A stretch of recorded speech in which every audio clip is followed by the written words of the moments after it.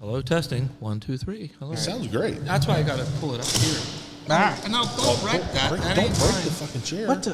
What is happening? All right. So is that fully deployed? Is it maybe not? It's trying to eat me. No. Ooh. See, it thinks that mom's cute too. Maybe that's why the women like those. All right. I'm glad I've been recording all this because this Aren't will you glad probably. you don't have to sit on that for 10 hours blowing 1 day? Yeah, this will make the edit. All right. All right, we're already 5 minutes into it, so. Are we really? Yeah. That's all? Yeah. Oh, yeah, it's all. There we go. All right. Well, is my audio levels okay? Everything good now? I think you're great. I mean, I can hear you. It sounds weird. It just might be where you're sitting in the echo. I don't know. Exactly. He's sitting right next to me, and I sound good. You always sound good. Yeah. He always sounds. Welcome to Talk Radio 1015, The Bear. That's disturbing. Order before midnight tonight in Alaska. One call, collect. All right, everybody, I'm sorry you had to listen through all of that, but welcome to the Should Run with Gas podcast. We are Coolspring again, edition. yeah, we are again, This is the second podcast in the week that we've done. yeah, we are on a record. We're on a roll. If you're lucky, I'll get this out by the end of the week, beginning of next week, but don't hold your Which breath. week? Yeah. I'm not going to say 2028. I'm not going to say which week. It depends on how long this episode goes. If it's 3 hours like the last time, expect this in like December sometime. Christmas miracle. Yeah. Let's go for the end of 2024. But before we start, this is the Should Run with Gad podcast. Gas. Should Yeah, run with gas. Should Run with Gas podcast. Too many pops. And this is the October We're the Expo. October Expo. What's featured? Swap meet. Is it still feces? No, we don't a do a feature feature. in the fall. It's like a swap meet. Oh, it's just swap. Okay. You should feature. The feature is panicking Do because it- it's going to get cold and we do got a to get double feature. stuff done. Yeah, you got got to winter. winterize 100 some engines.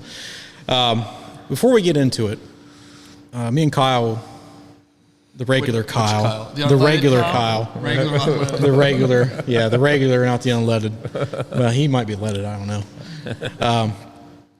We want to thank everybody that listens to this. That the entire time that we've been here, Multiple comments. I couldn't tell you how many people have come up to us, and not like we're big celebrities or anything, but we're celebrities in our own minds in this hobby, and it is appreciated that you're enjoying what we're doing, Or at least telling us you are. or Lies, lots or of you're lies. lying to us, They get you. yeah, or you're lying to us, and you enjoy the freak show that we have coming on. So whatever it is, appreciate you listening, appreciate you watching. If you're on YouTube, if you want to be that guy, if you haven't subscribed yet, subscribe to it, either on YouTube and Spotify. It might be 2 years before I post this to Spotify, but it'll be on YouTube pretty quickly, hopefully. But again, thank you. We've talked to multiple people. It's not a big podcast by any means, but it is a podcast that involves the engine hobby. It's growing. And it's something that is interesting to us, that the things that we grew up with, talking to the old timers and just people in general about pulling engines out of the woods, out of buildings, out of their original locations, just working on them, going to auctions, things like that. Conversations that would normally just be had between a handful of people that are Is now available conversations to the world. yeah, is now something that we can do to everybody. And I know everybody, I mean, every friend group has those type of conversations. So if we can broaden that horizon and show the reason that we're interested in this type of stuff, because it's more than just like going out and tinkering. It's a journey as far as like finding it. Or for And- myself, it's just a hunt. Yeah, Hunt, like- hunt the stuff down, find it. And once I buy it and get it home, it's just like, I'm done. Like we'll get into it, but we're in a building that's got stuff that's from Germany. We are from Deutschland. Diesel Centrale. We're in the Diesel Centrale building, or Centralia, whatever it is. The newest. That's a mine edition. fire in Pennsylvania. Yeah. This is the newest edition. Oh of yeah, it is. Coolspring That's Tire Centralia. Yeah, Yeah, it's still on fire. It's isn't still it? on fire. Yeah. And it will be for Forever a long of time. Yeah. But yeah, again, thank you for, we're 10 minutes into it already, and we haven't really said anything other than just BSing. But again, thank you. And again, subscribe if you're not. Or he'll kill you. Yeah, I'll find you. I'll track you down. I know people. And if you're in New Zealand, we'll find you. Not on yeah. the South So Island. anyway, we're in the Diesel Centrale building. Yeah, thank you. You can see on the video, if you're watching the video or if you're listening to us, straight in front of me is what the hell is it? The Grail. The Grail? That's the Gratz. Gratz. It's Gratz. Gratz. G-R-A-Z. Graz. GRAZ hot blast air engine? Oh, it's an air blast. Air blast. Okay. It Diesel runs engine. on the original diesel patent. It's air injection. Okay. Just like the Wright brothers and Tesla, diesel, he didn't build engines. Right. He wanted to sell licenses to use the Well, that was loud. Yeah. That's 7-Up, ladies and gentlemen, horses and pigs. So this engine was built under the diesel license, Okay. patent licenses. Okay. It was built by the Gratz Wagon Works, basically. It's a company in Gratz, a city in Austria, that basically got its beginning building, horse-drawn wagons. Austria is real famous for a lot of things. And our Schwarzenegger. There's a 11 famous. minutes into there's it. Yep, that's well. That was it. There's Here a we go. famous. There's a famous painter from Austria. Well, he's a failed painter. Well, he's still famous. He made it up as a Fuhrer. Yeah. So Gratz was an industrial city, and its wagon company was expanding their product lines, and they decided they built machinery and things as well. Like a GM, where they got into a whole bunch of different things. Right. And so this was an idea to build this engine under the diesel patents, which uses air to blast the fuel into the cylinder. So the problem in the 1890s was the precision machining required for what you would see a modern injector. That kind of precision of grinding didn't exist. So one way around the problem of having a plunger pump and a lift needle injector like we see on most modern engines, and there were other engines. Good? yeah, you're good. Okay. There's other engines that even predate these. I was turning down Darth Vader over here. Luke, Sorry. use the farce. Swallow it. Don't you know what to it. Octua. All right, you was Oh, I saw that video. That was hilarious. on a roll with air blast. I don't want to take away from that But I digress. Yes, I digress. I spat on that thing. But so, I'm a geezer and I saw that with all 4 eyes. So the idea here was that one thing, Diesel, one of his early ideas, of course, if we, what was that? Rock Oh, it's the peanut gallery over there playing video games. So anyway, the idea was, one thing about Dr. Diesel, he was one of the first guys to actually approach engine design, development, and operation from a scientific standpoint.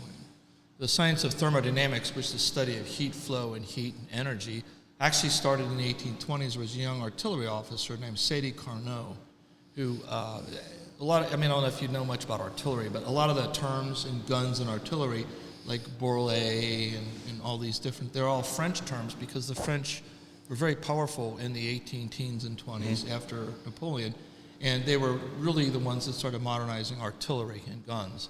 And Sadi Carnot was a young artillery officer who really started to want to understand the dynamics of when a powder would burn and release energy and cause an expanding gas which pushed And we talked about that the last time we talked. That was basically the first internal combustion engine. Correct. The First heat engine is heat, really... Yeah, heat yes, engine. heat engine, yes. It's Cannon. The rocket engine, because the Chinese were shooting rocket arrows Right. back at the time before even the gun came along. But the difference is that this, from the time of Chinese rockets and, then into guns that started, they kind of hit Europe around 1380. Kind of Okay. ends the Middle Ages because you couldn't hide behind stone walls anymore because the gun would blow them down. So it really changed life. But, there was a lot went on, and it was all very empirical. They just kept trying things. But, into the 19th century, with Sadie Carnot, mathematics had developed well enough, and there were others early, like proto-scientists, who were like usually rich guys that, did research on their own in the scientific revolution. They were the ones that came up with how did gases behave, the understanding when you compress a gas that it heats up, when you expand a gas it cools down. And so that was starting to be quantified, and Sadie Carnot wrote a little book called The Motive Power of Fire. And you can find it, it's in English, and there's reprints around, but it discusses, the conditions of expanding and compressing gases. And he came up with some theories of heat engine cycles. We know that engines run on a cycle. You intake, compression, fire. So they were starting to try, and this is long before basically the internal gas engine, sort of combustion. Suck, bang, blow, or whatever it is. Exactly. Yeah. And, he was just looking at mostly like steam engines, because steam engines were very prevalent in the 1820s. But he's laid the groundwork for mathematically analyzing what's going on in an engine. And he started that science of thermodynamics. But Dr. Diesel, doctor being that he had a PhD in mechanical engineering, he studied under Dr. Linde. You see the trucks going down the road, say Linde on the back. That was one of the first guys to commercialize these ideas, and it was in refrigeration, where you can have a cycle. We call it the Rankine cycle today, because Rankine was an English scientist that studied gases. Excuse you. Sorry. Well, that's how Darth Vader farts. I forgot to turn my phone down. Mine will probably go off too. I think I've got mine on 9,000 decibels because I'm deaf. But hopefully nobody calls. So it'll be my fault one of these ends. But so the Rankine cycle is is the refrigeration cycle. Okay. Where you squeeze a gas, it compresses, it heats up. And so the idea is to get a state change. That's not driving from Pennsylvania back into Ohio. It's where you go from a gas liquid to a gas, or gas to liquid. So when you compress this gas, it gets very hot. And there's a heat transfer at that. Anytime there's any sort of transfer of energy, there's also a transfer of like heat. Right, and heat is kind of a quantity of effect of a gas mass can have. Yeah. So you squeeze it, it gets hot, but you're trying to make it cold, so then you have a condenser. Yeah. The condenser in front of your radiator in your car, and that thing outside your house, it gets rid of the heat of compression, and then the gas cools, and when it cools, it actually forms a liquid. Mm-hmm. And then that liquid then is sprayed through an evaporative area where it evaporates, and it takes energy to turn a liquid into a gas, like boiling hot on the stove. So then to boil that refrigerant, it takes heat from the surrounding and makes it a gas again, and so it actually carries the energy from a cold area to a hot area, which is, it's not nice to fool Mother Nature, but that's what nature is. Heat goes from hot to cold. Yeah. So hot objects will then lose their heat, and heat is just vibrating molecules. Mm-hmm. So a thermometer is really a speedometer. Absolutely. So it tells you how fast these molecules in some substance is shaking. Yeah. And so things that are hot set out, and then they damp down because the air is cold, and it loses energy to the surroundings. So, but to fool Mother Nature, the Rankine cycle can be used one way, where you can pump heat from a cold area to a hot area. But it takes mechanical work to do that, and that's what the compressor does in your refrigerator. And so all this was starting to be understood in the 1850s and 60s. When Dr. Diesel was in school in the 1870s, he studied under Dr. Linde, who was using this Rankine cycle, and was the first to make industrial refrigeration and liquefaction of gases on an industrial basis, instead of some rich guy just fooling around in the lab behind his house. So Diesel was the first to really study this mathematically, so that he had a way to understand theoretically through mathematics how things worked. Ladies and gentlemen, the king of the Bolt Award, Roger Bolt himself. The peanut gallery has just expanded. So anyway, so he was able to come up with this. Sadie Carnot had come up with what they call an ideal cycle. So theoretically, if you have a hot area and a cold area, and you have some sort of a machine that will take the air from the hot to the cold and turn some of that energy, the heat energy, the vibration of molecules, into mechanical work. Right. And if there's a mathematical, theoretical cycle you can't do any better than that. Right. So Diesel's idea was, so let's make a machine that will run on that cycle. Absolutely. Be most efficient. And so he's one of the first to ever start from a theoretical basis Because by the 1870s, of course, we had the Otto and Langdon. The four-stroke cycle comes in 1876. And then you started in hot air in there somewhere in that time period as well. Well, yeah, that was Robert Stirling, who was a Stirling cycle. yeah, Right. he was actually not really educated in engineering at all, and he was a Scottish minister, a Church of England minister, but he had a very good understanding empirically of the ideas that Sadi Carnot turned into mathematical equations. Right. And he, in 1816, basically patented what we call today the Stirling engine. And it's different than an internal combustion engine because it uses external combustion, just like the other type of Rankine cycle, because the Rankine cycle is reversible. And in thermodynamics, a cycle that can be reversed is very efficient. Well, on the Stirling cycle, is it my understanding was it's a temperature difference. You have a piston, and you have a temperature difference on one side of the piston to the other, and then that's where you're. Am I wrong in that? No, well, you're correct because basically it's the same thing. You got a source of heat hot, and you're going to reject that to cold. Yeah. But in the process of taking the heat from hot to cold, you fool Mother Nature and steal a little bit and turn it into mechanical energy. Yeah. So a Stirling engine usually has a sealed cycle, so the gases don't leave. So in an open cycle internal combustion engine like these diesels, they suck in air from the atmosphere. They heat it up by combusting it in the cylinder, cause the pressure to shoot way up, and then that can cause a pressure differential across the piston and push it down, and that's the conversion of heat energy into mechanical energy. But a Stirling cycle engine, you see an internal combustion engine like Otto cycle, diesel cycle, it cheats because you take all this waste heat and none of these machines are very efficient. The most efficient is like 30 to 50%. That means that half the heat that you release has to be exhausted. Yeah, it's going out into the atmosphere, and it's just waste. Open cycle engines, you see the fire at the drag strip, you're wasting it, but you're getting it out of the cycle. But a Stirling engine, like a Rankine cycle engine, it's stuck in the circuit, so you have to have heat exchangers. And one problem with Stirling engines, one reason you don't see them today, is that they're very difficult to design the heat exchangers. There's certain very specialized applications for Stirling cycle machines. And like the Rankine cycle, which is reversible, the Stirling cycle is reversible. These open cycle engines are not reversible, so they have an efficiency problem. Theoretically, they're never going to be as efficient as a closed cycle. That's why you see these lights, they're coming from the Rankine cycle. Because when you run that refrigeration cycle in reverse, you have the steam engine. And so a lot of steam engines we see at the shows now, you see the condensate coming out and they're just wasting that. But if you go down by the power plant, you'll see all that condensate coming out of that cooling tower, but that's water that cools the water that stays in the Rankine cycle, because that's all treated feed water. It's got chemicals in it to protect the tubes in the boiler and all that from corrosion at high temperatures. So they have two loops in a big power plant. But it's a reversible cycle. It's very efficient, so we still use it to this day, but on a large scale. So the big power plants, in a nuclear reactor, it does the same thing. It just replaces coal or oil to heat and boil the water. Yeah. So use nuclear decay to do that. And you still have the same Rankine cycle. But at home in your refrigerator, you run the cycle in reverse. And the Stirling cycle is the same way. It's a reversible cycle. So one of the biggest uses of Stirling machinery today is as liquefiers of helium, because helium liquefies very close to absolute zero. Right. It's very, very difficult to get to those temperatures. And one machine that can do that is a Stirling cycle machine. So part of the refrigeration to liquefy gases that liquefy at very low temperatures, is the Stirling cycle. So when the F-14 was flying into combat, a heat-seeking missile, when you turn on this infrared detector, it's like staring into the headlamp of one of the Chase's locomotives.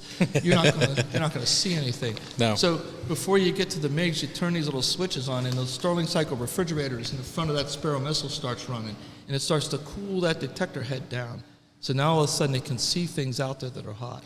Well, bringing that up. I mean, this is a tangent. But I know, but talking about like that type of technology at that time frame, people think that computers were this and that and the other when a jet engine of that caliber was built. I'm like, no, a lot of that shit was analog, and to a sense, or like you said, it was some sort of mechanical detector or things like that. And it just blows my mind that somebody was able to think of that just in general, to be able to use it in that application and to work so well. But the whole thing predates diesels and gas engines. That's what I mean. Like, you're using a technology that was at that time was 100 plus years old, already. But, you know, a lot of these ideas are born, you know, like the Paris gun could shoot 75 miles, but a guy in 1350 We just recycle stuff. trying That's to all knock we do. down a wall would never have dreamt that this big thing made out of cast iron that would shoot this rock against this cat would never have dreamt that in 1918 one of these things would be sending a shell 20 miles up into the space and then 75 miles downrange. Yeah. So, yeah, there's a lot of ideas that come along that are not practical. And just same with what we're looking at in this building. The diesel engine is what we see today with very precise precision ground equipment to make these very high injection pressures to meet EPA, 35,000 PSI. That was just impossible. Well, high PSI, and then you get the piezo cycle, like the multiple injections for emissions, things like The that. piezo turns electric charge into mechanical motion. Yeah. And So you can have listen to multiple injections within milliseconds for a cleaner burn, supposedly, and things And you know like what that. that's done? That's taken us back to what is in his patent. Because one thing about the diesel cycle, I mean, we're kind of jumping around here. This might be very confusing. Sorry, folks at home. You're welcome.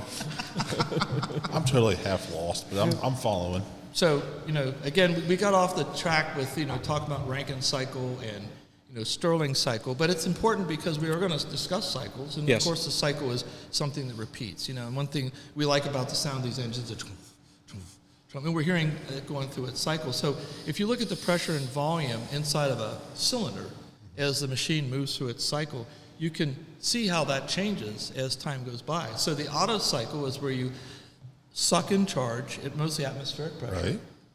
You know our turbocharger sets right now. So then the piston comes forward on compression, and the compression brings the pressure up, and the temperature comes up.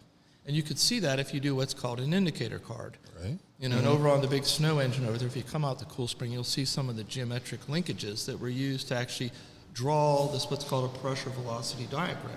Velocity, pardon me, folks, it's gun stuff. Pressure volume. And the volume is changing through two fixed points. The piston can either be at the top dead center or the bottom dead center.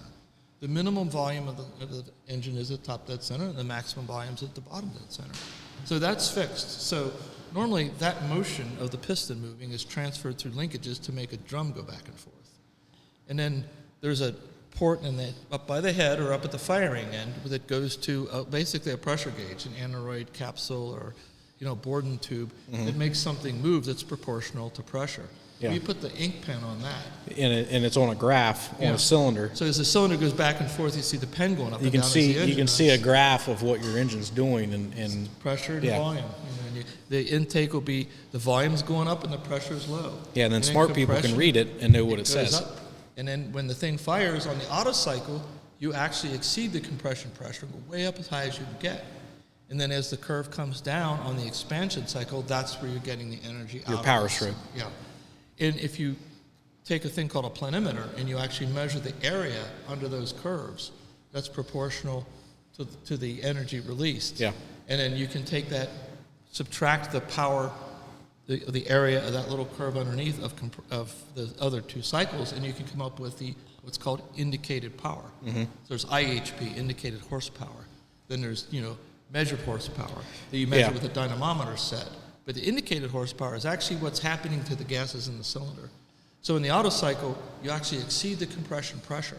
But what Diesel found out is to try to make his engine run on this cycle that Sadie Carnot had come up with, it was the most efficient theoretical cycle. He thought that you go to 500 psi, which gets the air to 1,000 degrees Fahrenheit, which can then evaporate and auto-ignite the fuel, but then you inject it at such a rate that the pressure never exceeds 500 psi. So it's a constant pressure burn. Okay. And then when the governor says, okay, that's enough to keep the speed up, then expansion starts to go down on an exponential curve, because as the piston moves back, the volume goes up, and very quickly the temperature of the gases drop. And what's happening is that temperature is the energy that's now pushing that piston and giving you the power. So that's an indicator, or an indicator that can show you mathematically. And that's, you know, there's famous pictures from like 1948. The French are trying to make these really efficient steam locomotives because coal was very expensive after the war. And so there's this guy sitting above the cylinder in this little tent going 100 miles an hour with the little drum going back and forth, and he's doing the indicator cards as they're blasting down the tracks.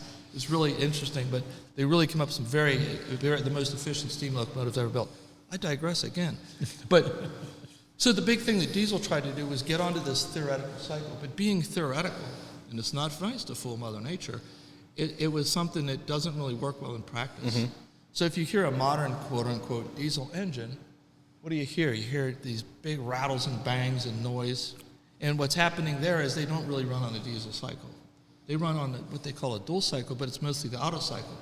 Because the cylinder pressure on a modern diesel under full load when it fires, it goes from 500 psi to about 2,000 psi. And that's really the empirically practical way to make it very efficient. Right.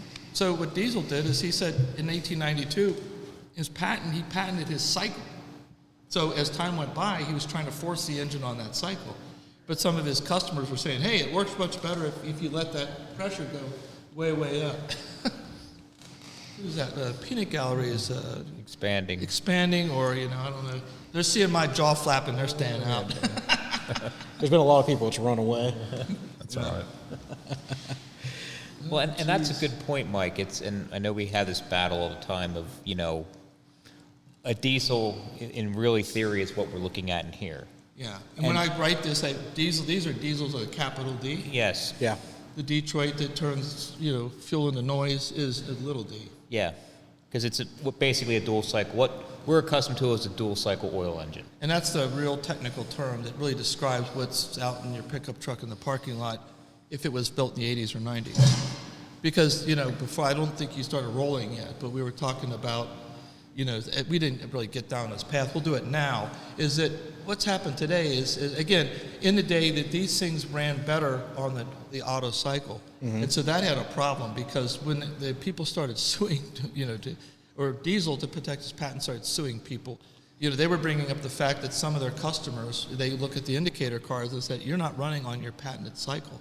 And since the cycle was in the patent, it caused all kinds of legal problems that in 1907 his patents were overturned. Yeah. And he couldn't get his old lady to quit spending money, so she basically bankrupted him because everybody stopped paying their licensing fees. So for years and years, a Diesel banged, a lot of noise, clanking and banging, and they were shooting to these very high cylinder pressures. But amazingly today, it's starting about maybe 35, 40 years ago, with the electronic control of the injection equipment.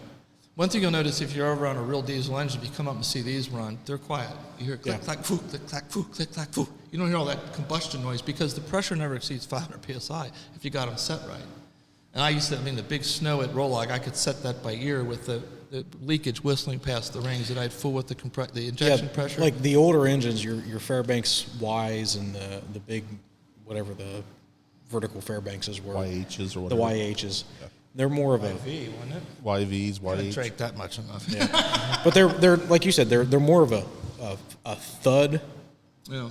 It's not even like, when I used to screw around with pulling trucks and you get, an inline P pump on a Cummins diesel and you crank the fuel to it and you're putting a whole bunch of enormous injectors and a bunch of fuel to it.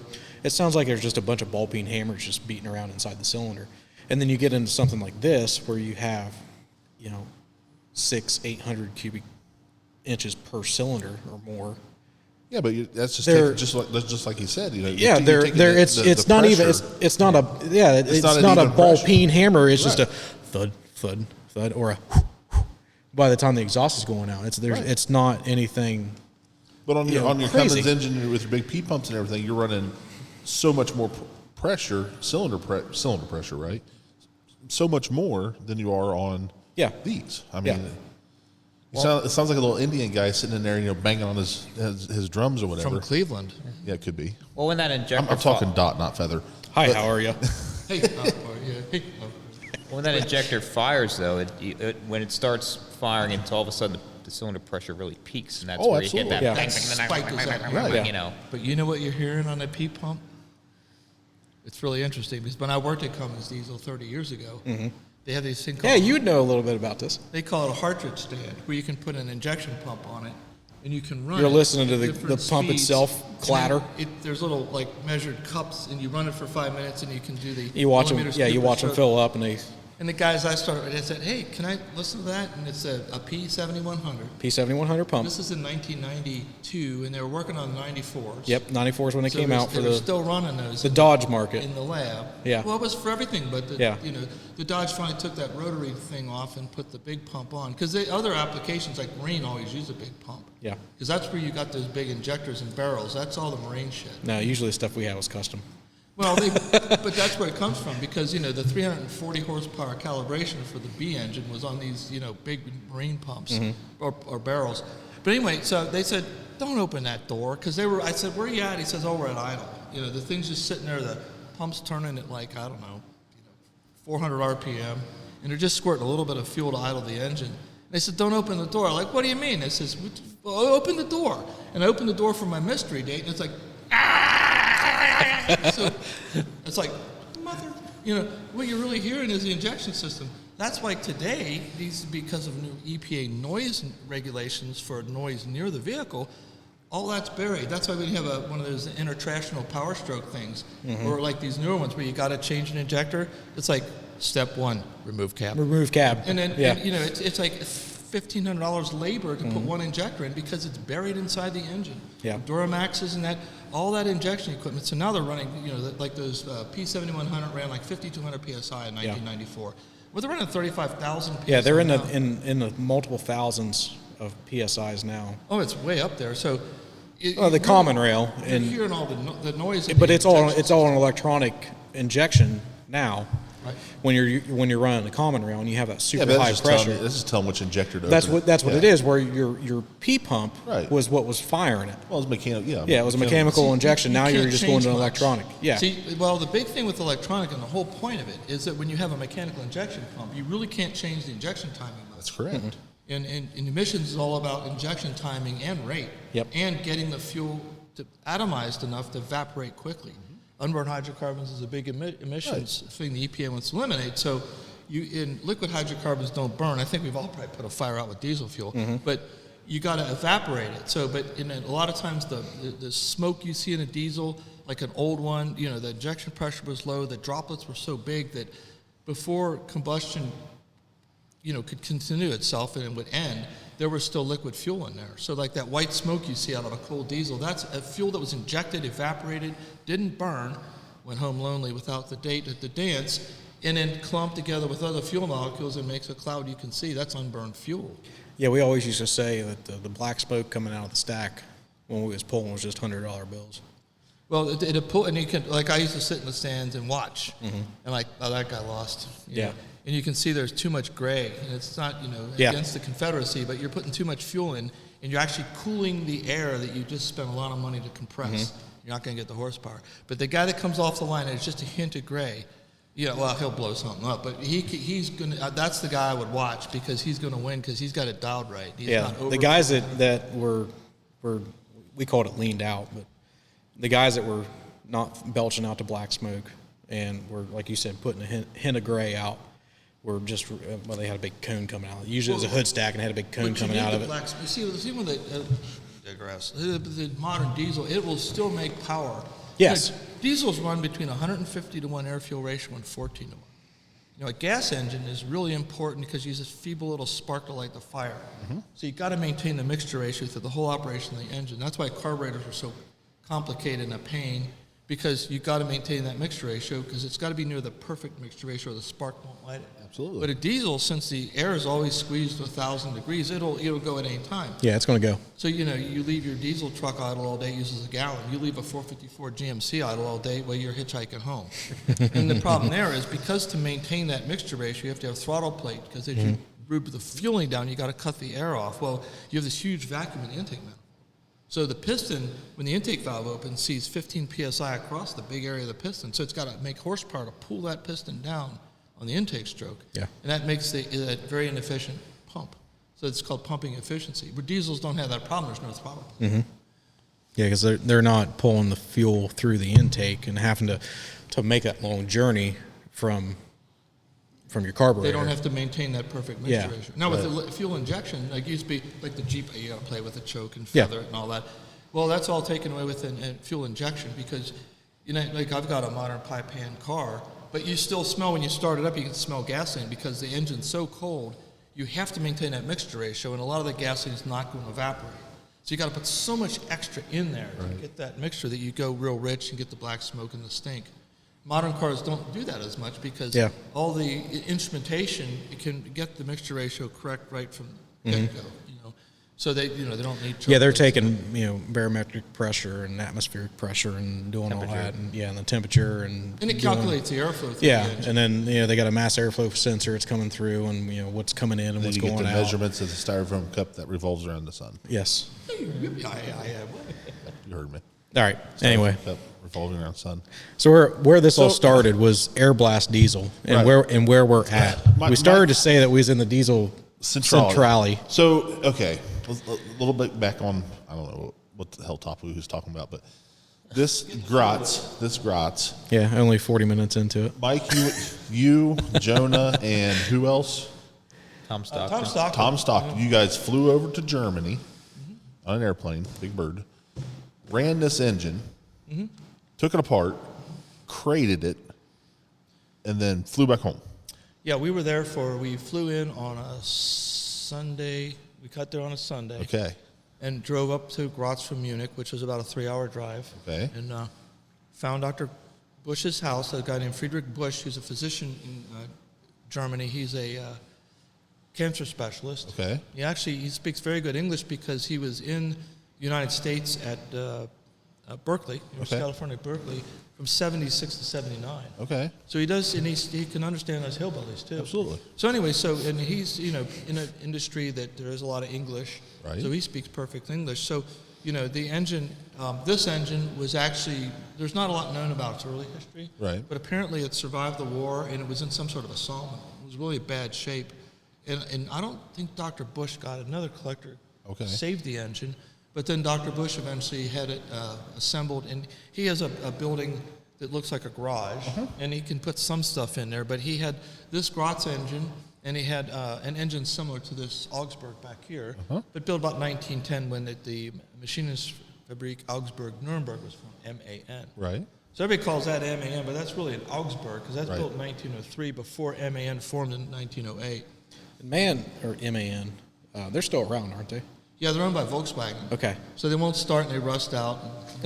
They have emissions problems and they get sued by the government. We won't go there, but that's another story.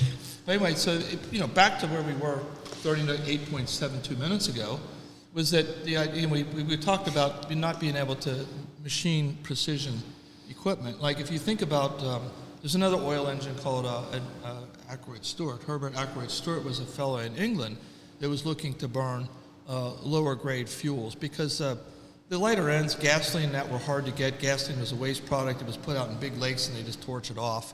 You'd have to go to the drugstore and buy it in quarts for 80 cents. And if you, like the first guy to drive an automobile across the United States in 1903, drove a Winton along the Union Pacific.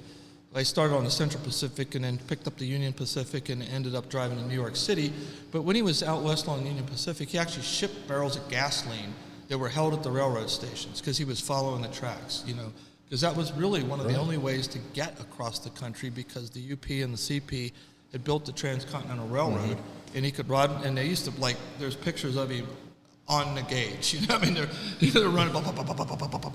So anyway, so he actually shipped gasoline in 1903 to these different points where he could fuel when he was on his journey from San Francisco to New York City. So gasoline, and then it's dangerous, it's flammable.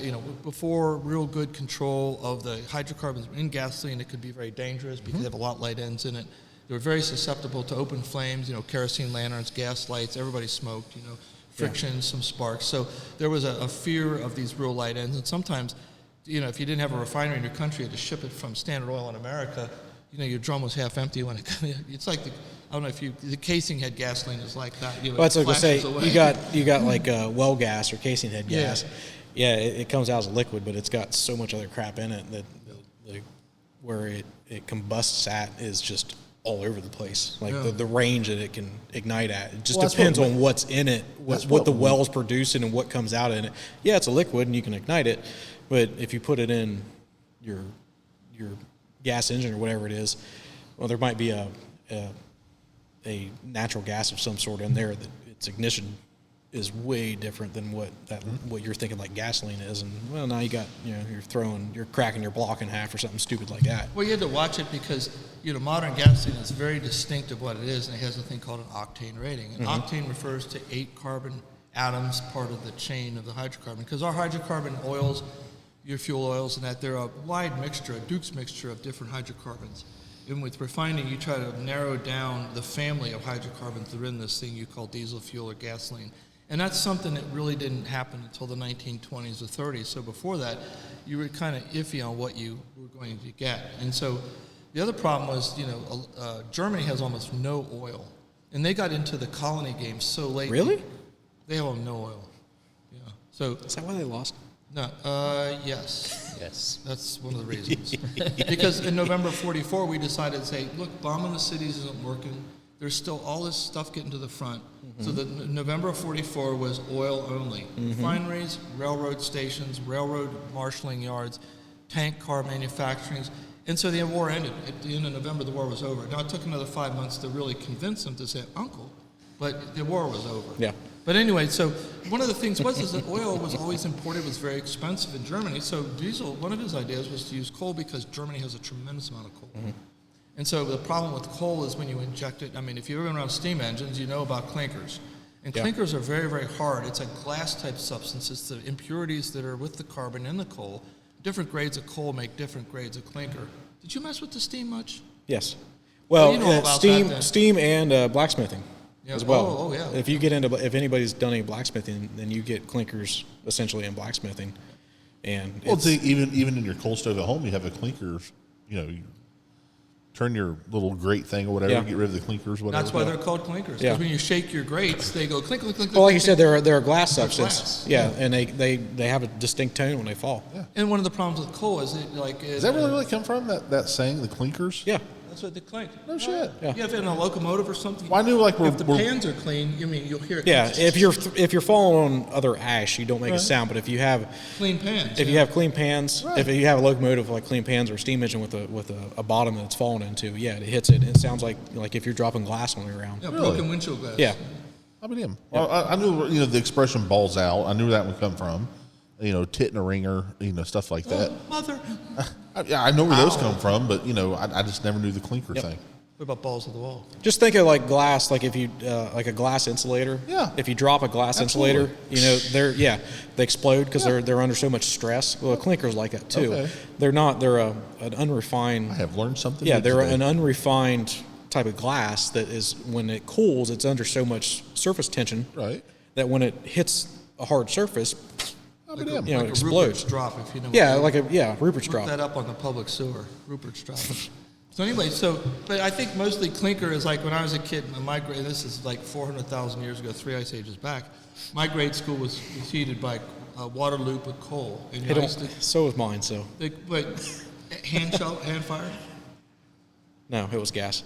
Well, no, ours was hand-fired coal. It was. They were converted. So I'd go over there and go in there to just hang out with the steam guys, And we had a very similar. If they, upbringing. In the morning they would shovel out and they'd clean the pans, and then they'd let me get on there and try to shake the grate bars, and tickle, tickle, tickle. You could hear it because they just cleaned the pans. But I think it might not be just railroad. It might really be stationary power because more people were exposed to that than cab crew in a locomotive. You would have most of your ash was dumped on the rail bed with the locomotive. They were open bottom, whatever you call that type of. That was dangerous. Yeah, whatever. Because what limits the range of a locomotive is greasing the rods and dumping the ash pans. Yeah. A lot of times it's not water or coal. It's capacity to hold, because when you're dropping that crap, it's hot and it starts burning the right-of-way equipment. Yeah. When I was a little kid, you walk along the railroad, all the ties were burning in the middle because this is a long time ago. That steam had just been gone 10 years, and a lot of these ties you could just see where they burn. We were still using steam when I started, so. Well, I know, because I used to come down from Mount Vernon and wait for the freight to come back from Columbus. Like, what are you doing? Waiting for the freight train. Yeah. Why? Well, it's got the steam locomotive on it. Yeah. Well, we see it every day. Well, I don't live over here. Yeah. I only work in Mount Vernon. I want to see what was it? I forget the number. 1551? No, I don't think. What was the one before that? 13? 13. It was 13. I'll wait for 13. Yeah. Like, oh yeah. I never ran the 13, but I did get to run the 1551. Yeah. That was kind of cool. I would love to go out west and chase the big boy. Foamer. Oh, that's easy. That's nothing. That thing just crawls. Go chase the 3985 back in the 80s. Go chase the 844. You'll never catch it. Really? Oh, yeah. You see those YouTube videos from 20 years ago? The guy's like, there's the 844. And you think it says, because the exhaust is so violent that the pipe is choked. Right. And you don't hear the individuals. It sounds like a jet engine. And the guy's like, and you just, the rods are flying, and he goes, 85. As I said, they're going like 90 mile an hour. Yeah, somebody had to pee, you know. Well, I tried to chase the 3985 in 1992 with a brand new Oldsmobile, and I was like, through the Forbes, go, baby, go, baby, go. And I couldn't catch it. But in North Vernon, Indiana, somebody parked their pickup too close to the tracks, and the UP truck in front of it stopped him because the articulation was going to hit that truck. Right. You know, where the truck went around, the boiler shell stuck out, was going to clean that guy off. So we came into North Vernon, Indiana, and there she sat. And I just slammed it in park. I said, go, because I could see the valve gear going. He was coming out of neutral, going to forward, and I could hear the brakes coming. I said, get over there, because my buddy had never seen a steam locomotive run before. And he was in shock. We're standing at this bend coming out of Cincinnati, like, it's going to be fast. You can hear it echoing off the hills. I said, get your picture, get in the car quick, you know. And he's like, it came around the bend, like, blasting. Like, I had to, come on, Randy, let's go. He's like, oh. It's like a dinosaur just appeared, which it did. Yeah, I mean, yeah, absolutely did. I used to chase the 611 on my motorcycle down in Kentucky, and this is 45 years ago, because I knew these little roads that ran right along the southern, you know. I'd be running along watching, you know, and the guys go, because there was an underpass coming on. I had to get on the other side and watch it. Look at this kook chasing us on this motorcycle. But anyway, so we're going way back before the clinker became a clinker and fell through the great bars in the ash can. So Germany had a lot of coal, so one of the ideas was to use coal as a fuel. And this is not something that's not been tried. Many people have tried it. Cooper Bessemer tried it when I worked for him. They were trying to use coal, like a coal slurry to inject through a diesel injector. But even coal before it burns is pretty abrasive. And coal has many different grades and qualities. The old 59th Street power plant in New York City that was providing electricity to the elevated railroad, they had like 7 bunkers. And they had Pocahontas, which is a very high quality, high B2 release, low ash coal in one. And then they had, you know, just different varieties. So in the rush hour in the morning, they burned this very expensive coal because they needed a lot of power for the overhead railroad, the elevated railroad. Then, you know, about the time, you know, 9 o'clock comes around, they can put crap coal in there and just keep going so the little old ladies could go to church. Right. Then at noon, you know, they'd hit it with some good coal again. So that was one problem with coal. It was very inconsistent. Right. And, I mean, if you fired on a locomotive, that was a big, I mean, I grew up in a B&O neighborhood and all the engineers, and we talked about that, how coal quality was a big issue. Absolutely. And it's a big problem today because it's hard for like where your did you railroad. grow up at, Mike? West side of Cincinnati. Okay. Price So, Hill. Harrison area? No, I was in the city, Price Hill. Okay. On the west side there. So like our end of the spectrum of as far as railroad goes, me being right off of the Panhandle, they had mines that came out around Caddis, and B&O tied in at one end and PRR tied in at another end around, well, B&O was up in Minerva and they came south, PRR went north, and they had... That's the Pennsylvania Railroad, ladies and gentlemen. They had... Horses and pigs. Pigtail. Yeah. Oh, don't Where's Rodney? Where's Marksy and Rodney? They had so many this is a coal family mines. show. They had so many coal mines on this one line that when we still run it, and if you go up it within a half mile, you would have like 1 or 2 offshoots that would go to a mine, and it wasn't for like public use. It was where it was a nice hot burning coal. So PRR and NNW at the time was just buying these mines up along this line that already existed, Get that high quality and they were just coal. getting that coal. And they, you know, a lot of the stuff in that area, like on the East Coast and like the Penn Twin, the Panhandle, that went to St. Louis, a lot of that stuff that where they could use it and ship it to, they would put that in their coal bunkers, and it came all out of right around Caddis, Ohio, just that whole area. And you know, now it's all landfill now. None of it's mined anymore since, you know, coal's bad. But well, you know, the locomotives are gone, and now a lot of the coal power plants along the Ohio River Yeah. You think, oh, well. Well, high got subsidized, and it's all coming from Canada and all But that's other BS. the war on coal and all that. And everybody says, oh, Obama had this war on coal. I said, no. I was in those plants in around 2002, 2003. They were falling apart. And you talk to the management, and they said, what the hell's going on? The ball mill is shaking like a, I won't say. But, they're saying, well, we have to, these things are getting to the end of their life. We're going to have to redo the boilers. The turbines need work. But they're going to have to be upgraded to this more modern EPA standard of dust collection and reduction of and their standards are fly almost ash. ridiculous. But the problem is that Ohio doesn't need that power anymore because all the jobs are gone, all the coal mines are gone, all the factories are gone. Yeah, but if you look at it now, all this like The United States don't need that kind of power. and Yeah, but that doesn't take any power. Like well, no, I giant shouldn't say steel mills and Intel. giant car.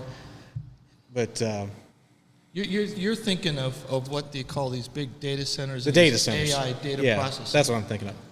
But I mean, you compare those things to what I don't know what the usage a is GM compared. plant that, that employed 20,000 people, and like GE employed 30,000 people. And they had their own electric foundries and all this other. Yeah, I mean, Yeah. So that was one reason a lot of these coal plants are going is there's no need for them anymore because the load is gone. Because a lot of those big heavy industries are gone out of our area. Mm-hmm. Gone out of the country. They're gone out of the country as well. But the idea here was that the idea of coal quality was an issue. So if, different mines had different amounts of minerals in them and impurities and the heat release, the BTUs you could get burning the carbon content of it. So it was very difficult to have a machine that could run on any of it. Right. And, like that's what the guy with the shovel on the left seat was doing. And that guy was an expert at handling that fire in a firebox on a locomotive. And depending on what came out of the coal tipple, he might have to know to adjust. And the engineer, he needed to tell the engineer on that right seat box that, oh, we got bad stuff today, we're going to have trouble. And that would change the guy's mentality of, to get cleared on you got to know every inch of that railroad. So you know what you have to do. I mean, today it's bad, but not like a steam locomotive. And that was one problem with steam is you needed artists to run it. Yep. And it's, you got to know how to throw your coal into the firebox to place it. keep it even. Keep it even, so you're not. Yep. So you're not. What little bit I know about steam, like if I've ran a couple steam engines, it's like a living, breathing. It is. Thing. Yeah. I mean, it Ones I ran like a damn woman. well, Temperamental. yeah. But I mean, Very temperamental. If you have the opportunity to run operate a steam engine, whatever locomotive, Wear your gloves. Yeah, well, that too. The thought of heating up a bunch of water and turning it into steam absolutely is super simple. The process of getting it Yes. there has you're literally become complicated. You can shut the fuel off to one of these and walk away. Yeah. That thing, you're babysitting it. Nope. You're babysitting that son of a bitch until that fire goes out. Well, my dad, he ran he was a powerhouse superintendent for Smurfit Stone Container for 41 years. And 32 or 35 of that, he was the superintendent. Prior to that, before they built their biomass boilers, Babcock's and Wilcox biomass boiler, which would just be Garbage incinerator. well, it wasn't garbage. It was Destruction debris, C&D. It was. But with us, where we were at, it was all. We had an entire industry where people would go out and decimate a forest.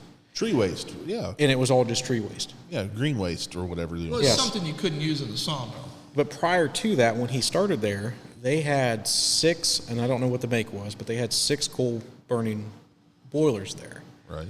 And going back to coal quality, they had in town, in Coshocton, there was a company called Hut Coal.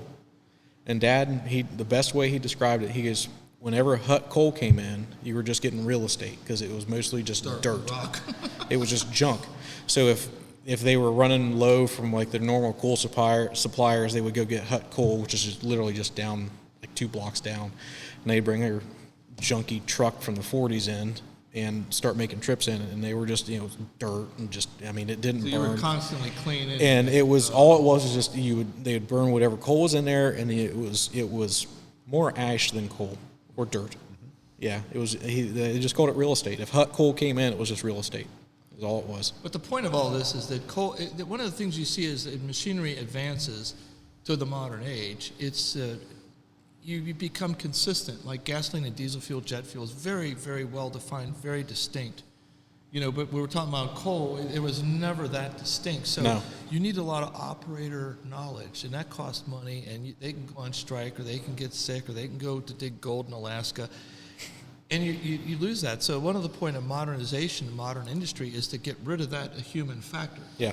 And by getting rid of coal, you get rid of this human factor. But in these days of these engines here around the turn of the last century, the other issue was, depending on what coal you had to make your mix, you might actually cause a tremendous amount of wear in the cylinder. And of course, you're making clinker by burning the coal in the cylinder with the precision fit of the rings and the bore.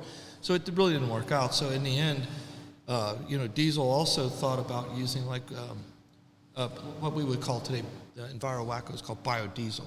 Yeah. It would be some sort of seed oil based, like a soy diesel or something like that, where you do an esterification process with catalyst and that, and you transform this plant oil into something more like a fuel oil. And I mean, that's what's in diesel fuel today, because it's a federal law to put so much soybean-based oil into diesel fuel.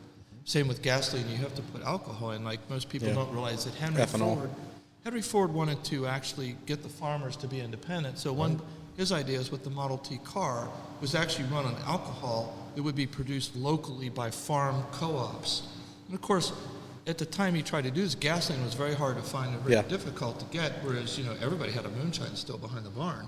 And it was just a big scale of that. But alcohol has the big problem. We got to go to church on Sunday, get out there and make you a gallon. Is it takes so much energy to evaporate it that it causes a lot of carburetor ice. And when it burns, it has oxygen in it. And that's why they use it as an oxygenating agent in gasoline. It makes a tremendous amount of water as a waste product. And that blasts past the rings into the crankcase, and you got a milkshake down there. So if you've ever run at the drag strip, you make like 2 passes and change the oil, and it comes out like a chocolate shake. Yeah. Don't drink it, but it's all the water that's in it. So, there were problems with alcohol, and as Ford went on, gasoline got more and more popular. The oil industry responded with coming up with more consistent gasoline, and so the whole alcohol idea died away. But it's come back several times. But you think about the fuel consumption for like a 12 horsepower engine. It would be almost practical for a small-scale distilling plant to keep up with that, to run a few of those engines in a region. So it was not a wacko idea. Today it's a crazy, because if we're from the Midwest, not you, sorry. We see guys buy these big ADM and cargo alcohol stills, to meet this federal mandate to put corn alcohol into gasoline. We're not going to go that route, folks. We're staying with compression ignition, but that's about a podcast and a half. So, but the idea was, so Diesel finally had to kind of give up on his plant oil thing, because there just wasn't an infrastructure and an interest in the catalytic chemicals available to do this on an industrial scale, and he had to give up on the coal because it just didn't wear, it tore the cylinder up immediately. So he had to go back to standard oil and hydrocarbons. And so the idea was he wanted to, the engine's moving at quite speed, so the piston velocity is really high, and so you don't have a whole lot of time to get the job done in the cylinder. And like I said, liquid hydrocarbons don't burn, so you have to evaporate it first. So to get it to evaporate fast, you have to break it up into very small droplets. So, today we do that with a very fine fit of plungers. Uh-oh. I think that was just the heat. I hope so. The hot air here is causing the thermostat to cut her down. So anyway, the idea was to get the fuel in, and I kind of went off onto this Herbert Stewart Ackroyd thing, and then we immediately derailed. But so there was because lower grade oils were so cheap. You could get barrels of crude oil for almost nothing, relative to these refined products in the days when refining was just getting really going.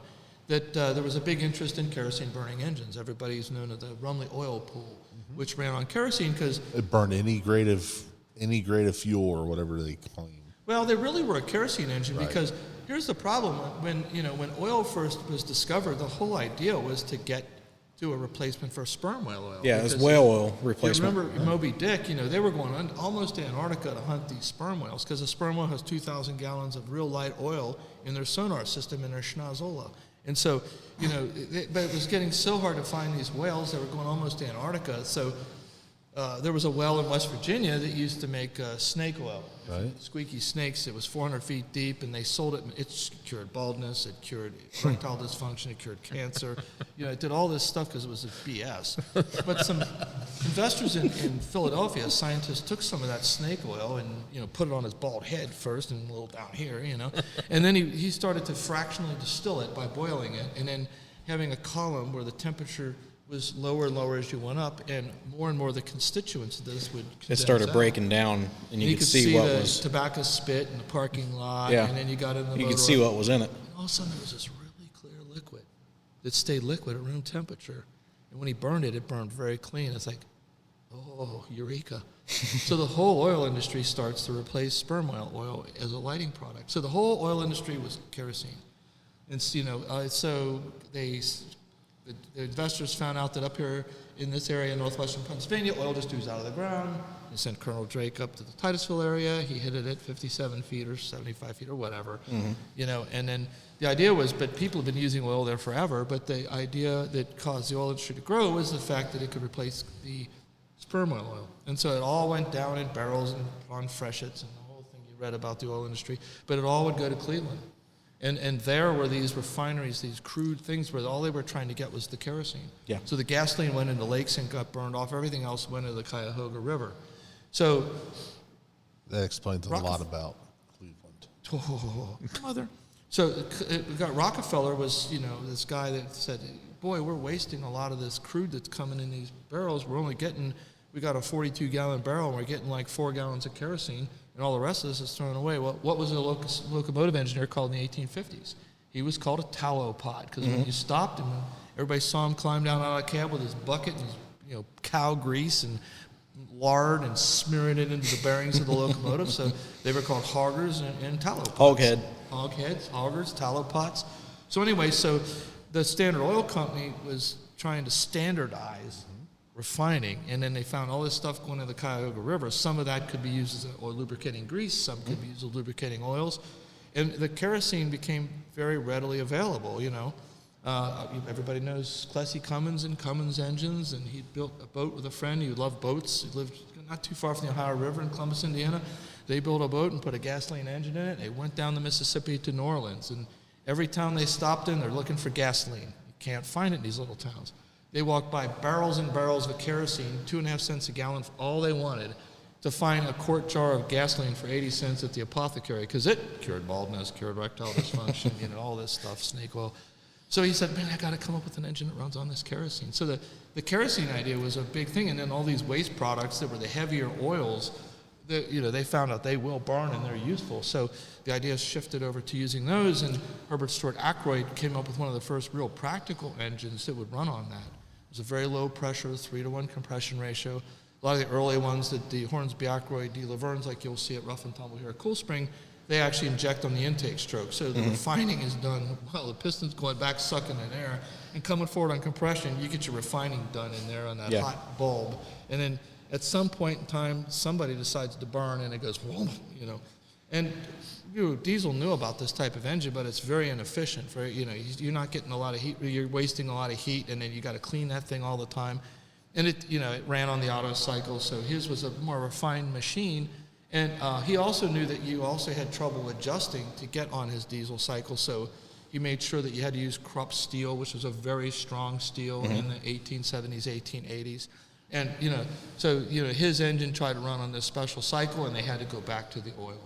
But the problem being, the oil was a little bit different wherever you were, oil coming from French Morocco or coming from, wherever. It all had different amounts of different chemicals. And it kind of like the coal we discussed. And refining was a way to get rid of that variability and get closer. You're pulling out the gases and whatever's trapped in there that's mixed in with the oil or with coal. Like, coal contains methane. They've come to a point where with coal you could pull the methane gas out or something like that.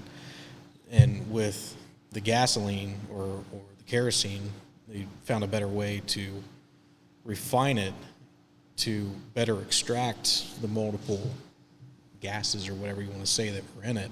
Well, they boil it into a gas, Yeah. and as it goes up the stack, it gets cooler and Yes. cooler. and it So rains then out. you start separating because everything has a different evaporation point. Right. So when everything's got its own little time frame that it will evaporate off, then you can capture that, and then smart people figure out like, oh well, this gas evaporates at this time, and we can capture it at this, and then next is this level of gas, and then when we'll capture it, and we then you get into marketing, and we'll sell this as whatever this is, and we'll sell this as whatever this is, and blah blah blah blah blah. Well, just like refiners, just like a locomotive or a railroad or a power company had to sort out their coal. A refinery has to sort out its oil. Mm-hmm. So when the oil comes in, that's where a lot of scientific work is done on samples to see what the different boiling points are, what's in it, and then they will adjust their process accordingly. Yeah. And one reason we use all this Middle Eastern oil, it's very, very light. It's got a lot of light ends in it. It's very easy to refine it. You get all the fuel oils and the kerosenes and all. Very that. watery. Its consistency is, yeah. But it doesn't have a lot of the asphalt Yes. pitches and all the heavy ends in it. You don't have that smell that you associate with American petroleum, I guess in the Ohio, West Virginia, kind of in that area. Like you said, the asphalt smell, or just asphalt, that smell you have. Well, go out to the Central Valley of California, where in 1995 they started steam engines pumping the pumps because they had to heat the parking lot so hot to get it to pump through the pipe, and it is black. Black gold. Texas tea. Next thing you know, gentlemen, you can folks that like California is a place out of East. So anyway, but now we're back on burning oil, and diesel would for the fifth time. What comes around goes around. By the end of this, you might explain how an air blast diesel works. Yeah. I don't know. So the idea was that we're back where the precision machining wasn't available yet. So diesel came with the idea of using compressed air to blow the fuel into the cylinder. So that makes a complication, as we'll discuss, but that was a way to get around the inability to make. So we're going from, this is pre injector, right?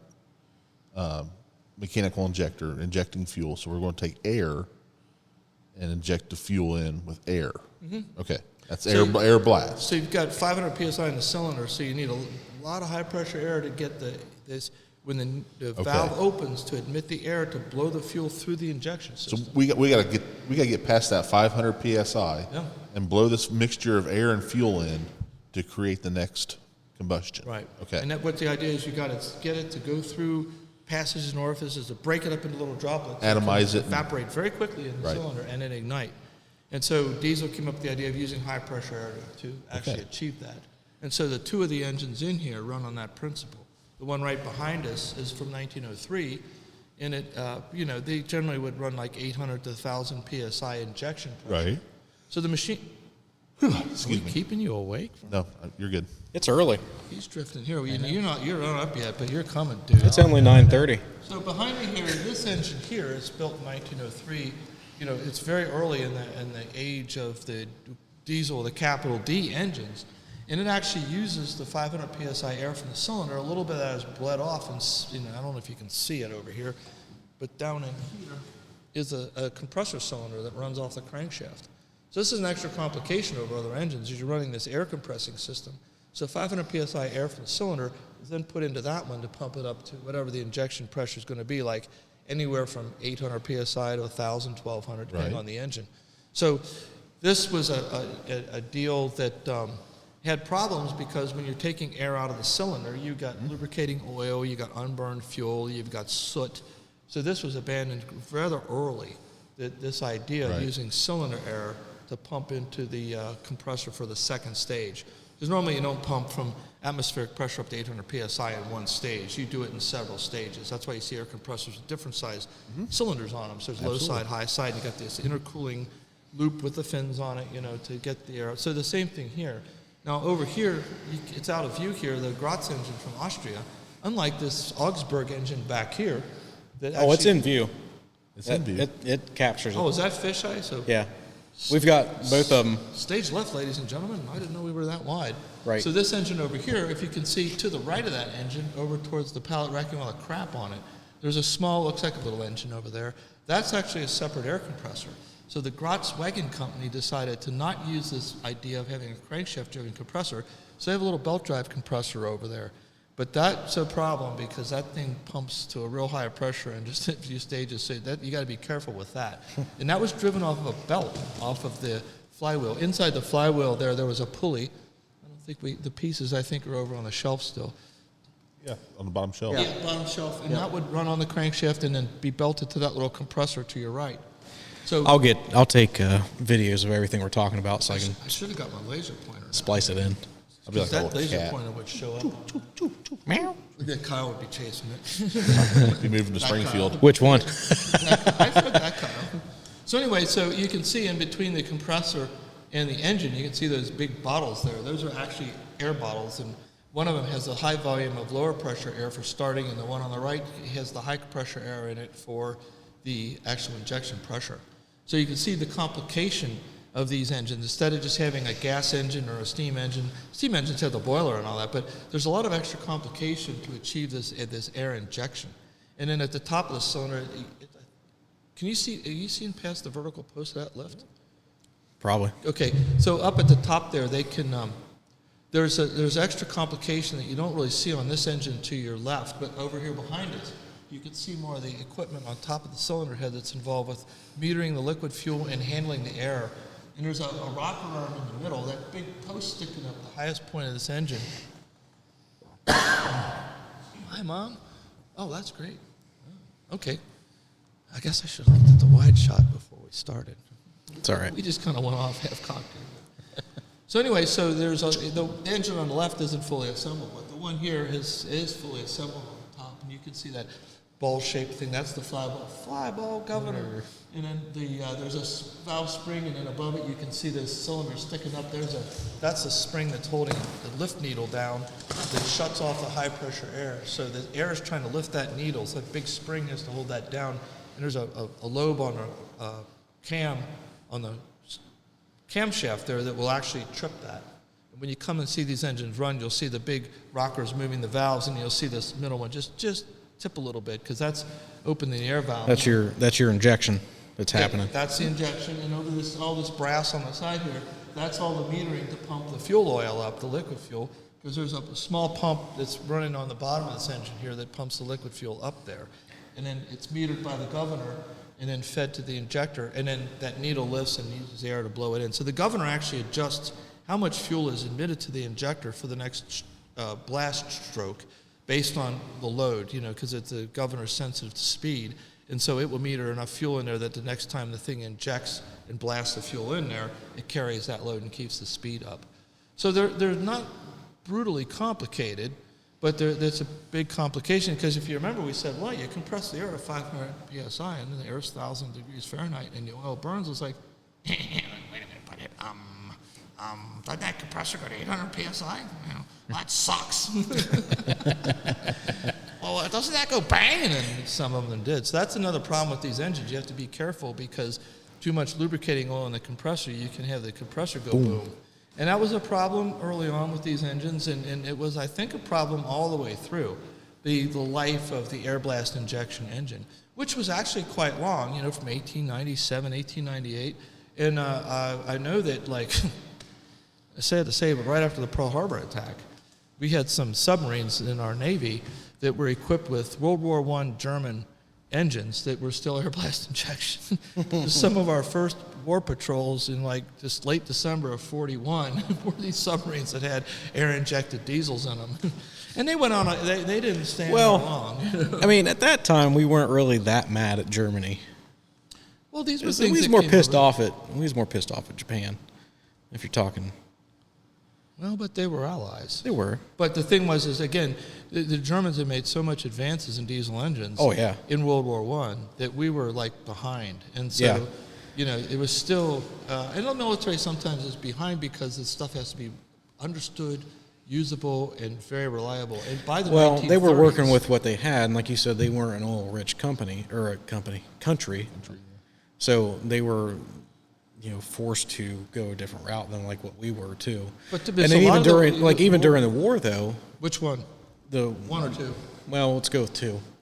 During World War II, in Germany and in that, in the European theater, I guess, in general, that wood gasification had become quite large with like automobiles and things like that, where they were making, I don't want to say You retro. mean very, very late in the war when you had no oil left. Yes. But during that for like the civilian market and things Right, like that. yeah, that's what I'm not we- talking about the war machine. I'm talking about like civilian market and where you would run into like civilians that were putting wood gasification units or whatever you want to say onto their vehicles or their trucks or things like Could you that. imagine that a fucking tank or something with a wood gas thing on there? Oh, Hold just on, going around we're cutting trees down we're and gonna blow throwing your them in ass there. up. Hold on, we got to build a fire first. But to go like that's a whole nother topic is wood gasification. Because that blows me. I want to make an engine, like make a small scale thing to like run an engine and just be done with it. I think that'd be cool. You mean just to do it? Just to do it, To gum up the rings and yes. get the stick, you know. Just to show like, hey, this is something that can be done. Like you can take wood, cut it up, You said wood. pull the combustibles, pull the combustibles out of it, throw it into a gas form, into a gasoline engine, in sense, and then it'll run off of it. And like you said, it'll gum up because there's other crap that's in there. But back to diesels. Is that Gratz? Gratz? Graz, Gratz. Gratz. Is it older than the Augsburg?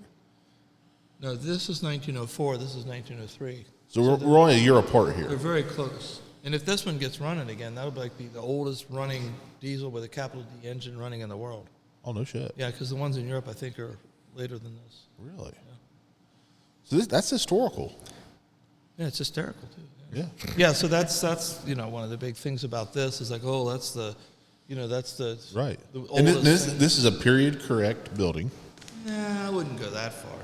Some pretty close. Yeah, I mean, It's to in the style of what it would have been. replicate. Yeah, you know. it's a replication, modern. It's a modern period correct building. And it's big because we try to. If you look at the pictures of the powerhouses from Yes. this time period of the 1910, they were really big for the size of the engines Right. in them. And they had a more of a gossamer structure up there, lightweight, more like a Zeppelin. And this is really heavy. I think there was a scaling error by the engineering staff. Okay. But We it's were- fine. It looks good. It looks great. We were discussing that earlier, how these trusses look way. I think we could got by with 3 trusses. Yeah. total. Well, way overbuilt for what. To really scale this right, they should be about a fourth of this Yeah. thin. And that would look. Well, that's what we was much discussing. Like, man, them things are thick.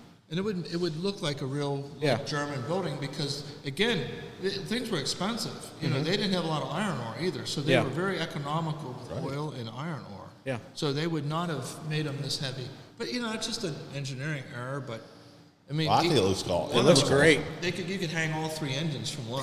Right. Now the building is all like 2x10s laminated together. Those will probably hold it too. Yeah. And then once you put the siding on the OSB, then it takes all the shear in it. It's probably pretty steady. You could almost put a wheeler track up there and use a chain fall right up. Well, there's that idea we're going to hang something. We're probably not going to use it, but there's going to be hopefully in the future a traveling crane up there just as a decoration. Cool. But then we've got some faux arc lights that Gordon had a stereolithography company gobble up that look like carbon arc rod fixtures. Oh, that'd be awesome. And they'll have LEDs, and I'd like to get somebody to make a circuit to make them flicker, but that might cause, If you get them to seizures. flicker and smoke a little bit, you'd be Oh, yeah. you'd be right there. Like a real arc light. Yeah. So anyway, we try to replicate kind of what you might see. And the floor is going to be tiled. Not right now. Eventually. You can see there's a step down here, but Yeah. right now we're not going to do that, especially until everything's running. Because Tile or brick? Originally they were going to put the pavers in here. Okay. And then the idea is, it'd be nice to tile this like a nice old powerhouse. But Right. Yeah. Well, that's before you guys got up here, we was discussing like kind of looking like how things are laid out and like what tile would fit like a large like a 8x8 Or 12 by 12. terracotta or a 12x12 terracotta type tile that you would see over in the Europes. Oh yeah, and our powerhouses had that too. Yeah. So then eventually maybe we'll do something like that. But I think it looks after we freaking don't awesome. bring the forklift in anymore, which I Oh, don't yeah. think we have to. The forklifting has done all of its in here. You got the flywheels set. That thing will get them.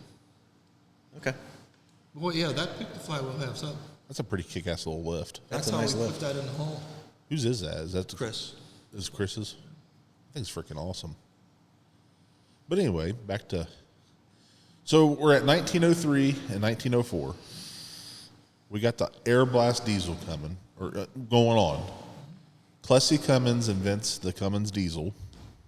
Well, he didn't because on his trip down the river, he decided he needed to find something that would run on kerosene. So now we're basically still on this continent, and he started doing some research, and he found HVID, Okay. who had bought the license rights to the bronze system. It's HVID, but we pronounce it VEED. Feed.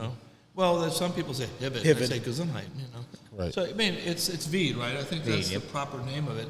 But he had bought the North and South American rights to the bronze system, and the guy in bronze in Holland, to get around Diesel's patents, they used air blast Have you read that? injection. You got the bronze book? There's a book on bronze. There's a basic book, yeah. It's in Dutch, though. It's isn't on it? Dutch. Well, there's an American version of it. Oh, yeah? Yeah, it's Mike Cummins has got one. I flipped through it. Okay. It's freaking awesome. Yeah, I got the number. You can. There's like a number of ISBN. yeah, ISBN number. ISBN, yeah. I mean, the bronze stuff is really beautiful. I mean, they are wonderful, unique. I got two engines. books today off of Wayne about the restoration of their engine Louis. I ain't read them yet because I don't know if I know how to read it, but there's a lot of pictures, so we're Turn good. it over. Yeah. Osmosis. Put it under your pillow.